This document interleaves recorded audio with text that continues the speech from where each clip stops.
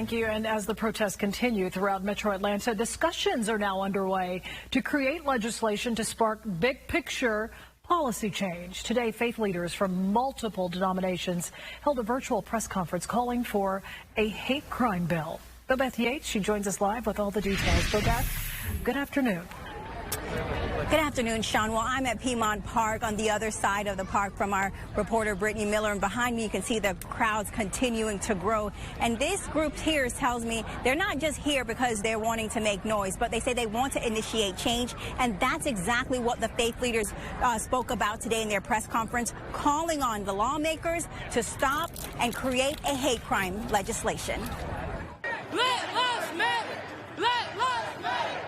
People are not just in the streets because of the death of George Floyd. And if people are thinking that's why people are in the street, they're missing the moment. They are missing the message. Protest organizers say their goal isn't just to raise awareness about police brutality, but to call for change. It is a compounded oppression of black people. It is a compounded oppression of poor people. It is a compounded oppression of marginalized people in this country, in this state, and in this city. Georgia's faith leaders agree, calling for state lawmakers to pass a hate crime bill. We have to take immediate legislative action the very moment the state legislature reopens and pass a hate crimes bill.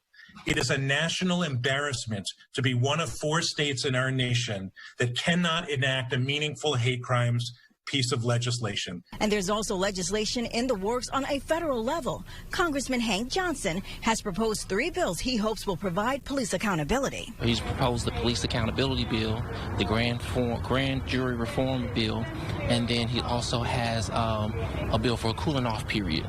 So those are some of the bills that he's focusing on to make sure that police are held accountable. As for protesters, they say this time they're not letting up. So people are in the streets for George Floyd, but they are also in the streets for the continued expansion of prisons and jails, when we don't expand our education system, when we don't expand our recreation systems, when we don't provide the services to seniors that they need. And so people are in the streets for those reasons. They're in the streets because of the lack of affordable housing. They're in the streets for homelessness. They're in the streets for the lack of health care.